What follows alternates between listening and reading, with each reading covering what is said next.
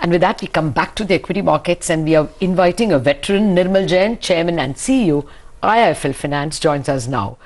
Mr. Jain, thank you very much for joining us in our budget brainstorm. We do want to ask you what the government can do to prop up investments. That's the big question before the capital markets. But I want to first ask you, because there's a big event for you from the Reserve Bank. You can't fund IPOs, that is NBFCs can't fund IPOs over 1 crore per person. I mean, there are other kinds of restrictions that have come in terms of capital as well. Overall impact, do you think that there could be some kind of hit on volume of IPO business, etc.? So IPO, in a way, is very good because the HNI numbers are exaggerated. They weren't real HNI demand. So typically HNI who wants to say invest to 5 crores probably will apply for 500 crores. I think with this kind of restriction, what we'll see is the genuine demand for IPO and a proper price discovery. Okay. Overall, what did you make of the discussion paper? Is there any likelihood of higher capital or higher OPEX because you have to put in core banking solutions? I don't think so. I don't think they have touched the capital adequacy part of it. Only thing is that I still have to read it in detail, but I think the simpler we make the regulatory framework, the better it is in terms of implementation.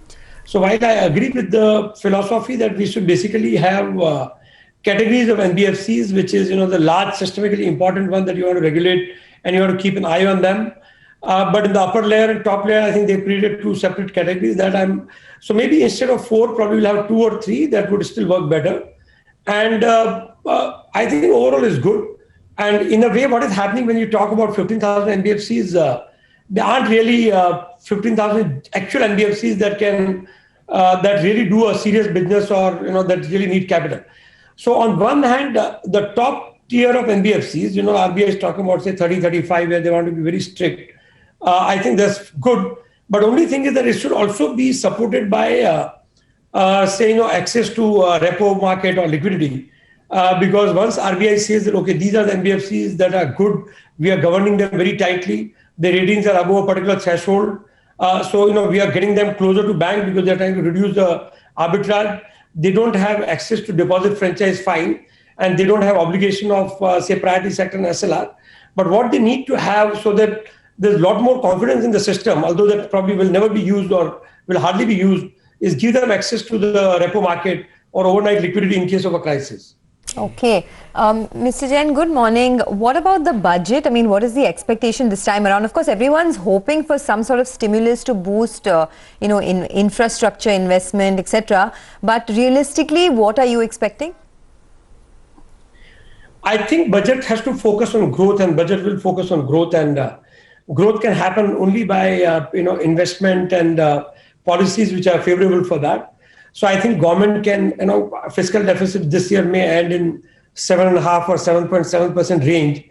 So this will worry about it. Next year also probably they can target 6.5 to 7. And I think that will give a lot of leeway and a lot of room to the finance minister to put a lot of money for public sector investment. PLI scheme, which is very good, should be extended to many more sectors. And in terms of private sector investment, I think the finance minister of government should refrain from any COVID kind of cess or any kind of taxes which will dampen the sentiment. Today, what we need is growth, and in a way, this anti-China and COVID has really helped. So if you look at ACs or you look at tire market, the restrictions either in terms of duty or in terms of quantitative, whichever way we look at it, they are really helping, and they already started showing results in the third quarter. And this is a trend that we have a great opportunity because agriculture is good, rainfall has been good, and the Rabi crop is likely to be very good. The COVID recovery in India, touch wood, is very, very good. Last week we had just less than 1 lakh cases. Actually last year, government, if you really look at fiscal deficit, is going way higher, not only because of COVID, but disinvestment target of something like 2,70,000 crores or 2,80,000 crores.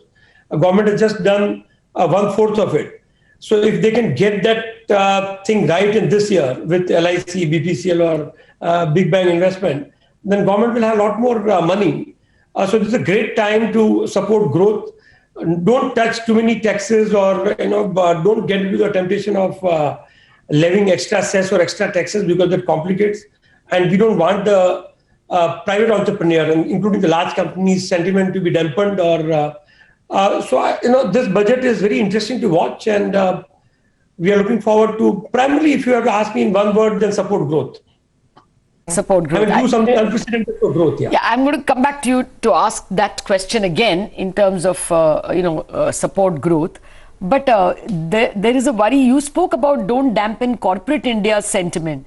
What about market sentiment? There is some buzz, totally unconfirmed, about STT being increased or long-term capital gains.